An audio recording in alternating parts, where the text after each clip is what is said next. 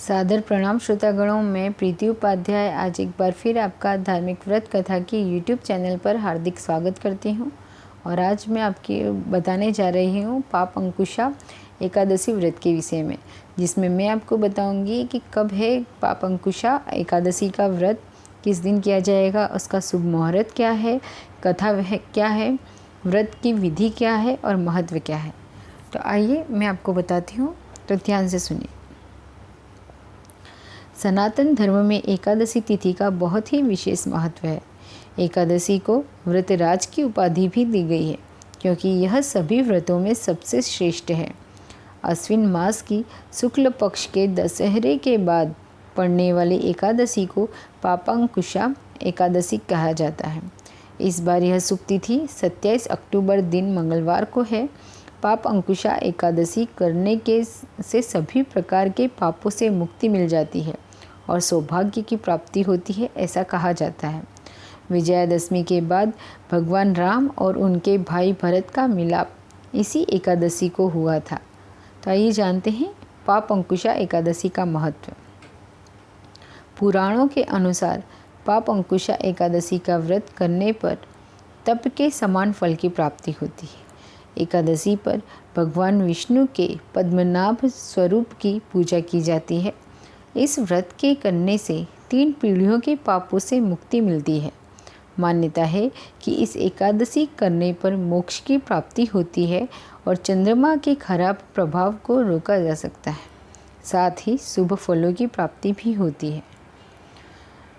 और कहा जाता है कि महाभारत काल में स्वयं भगवान कृष्ण ने इस व्रत के महत्व के बारे में धर्मराज युधिष्ठिर को बताया था। भगवान कृष्ण ने कहा कि यह एकादशी पाप का निरोध करती है, अर्थात पाप कर्मों से रक्षा करती है। इस एकादशी में दान व पवित्र नदियों में स्नान का विशेष महत्व बताया गया है। इस व्रत के प्रभाव से सूर्य यज्ञ के समान फल की प्राप्ति होती है। अब मैं आपको बताती हूँ एकादशी व्रत का शुभ मुहूर्त और पारण कब करना है, व्रत किस दिन करना है, ये सारी चीज़ें मैं आपको बताती हूँ। एकादशी तिथि आरंभ हो रही है 26 अक्टूबर सुबह 9 बजे से। एकादशी तिथि का समापन हो रहा है 27 अक्टूबर सुबह 10:46 तक। और व्रत के पारण का समय और तिथि है 28 अक्टूबर सुबह 6:30 से 8:44 तक। इसलिए ऐसा कहा गया है कि व्रत 27 तारीख को ही करना है। अब मैं आपको बताती हूँ कि पाप अंकुशा एकादशी नाम किस तरह से पड़ा है, क्योंकि इस नाम सुनने में ही कुछ अटपटा सा लगता है, तो हम जानते हैं कि इसका नाम ऐसा क्यों पड़ा है। पुराणों के अनुसार पाप रूपी हाथी को पुण्य रूपी अंकुश से बेधने के कारण ही इसका नाम पाप अंकुशा एकादशी पड़ा। भगवान कृष्ण ने बताया कि अगर गलती से इंसान कोई पाप कर लेता है तो उसको यह व्रत करना चाहिए। इससे उसके सभी पापों को नष्ट हो जाते हैं और सद्गुणों का समावेश होता है। इस दिन मौन रहकर भगवान की आराधना करनी चाहिए, जिससे मन शुद्ध और विचारों का जन्म हो। अब हम सुनते हैं पाप अंकुशा एकादशी की व्रत कथा। किस वजह से पाप अंकुशा एकादशी का इतना महत्व बताया गया है, वो हम जानते हैं। तो सुनिए। प्राचीन समय में क्रोधन नाम का एक क्रूर बहेलिया विंध्य पर्वत पर रहता था।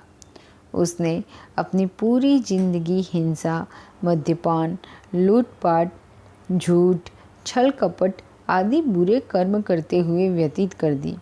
जब अंतिम समय में यमराज ने अपने दूतों को क्रूर बहेलिया को लाने भेजा, तब यमदूतों ने उसे बता दिया कि कल तुम्हारे जीवन का अंतिम दिन है।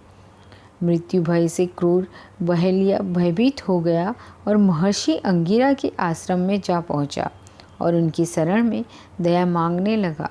महर्षि को क्रूर बहेलिया पर दया आ गई और उन्होंने पाप अंकुशा एकादशी का व्रत करने को कहा। बहेलिये ने पूरी श्रद्धा भाव से इस एकादशी का व्रत किया। इससे बहेलिये के सभी पाप नष्ट हो गए और ईश्वर की कृपा से मोक्ष की प्राप्ति हुई। तो यह थी व्रत की कथा अब मैं आपको बताती हूँ किस तरह से पूजा विधि करनी है। तो नारद पुराण के अनुसार पाप अंकुशा एकादशी का व्रत करने पर वाला व्यक्ति मुहूर्त में स्नान आदि के बाद भगवान विष्णु को याद करते हुए व्रत का संकल्प लेता है।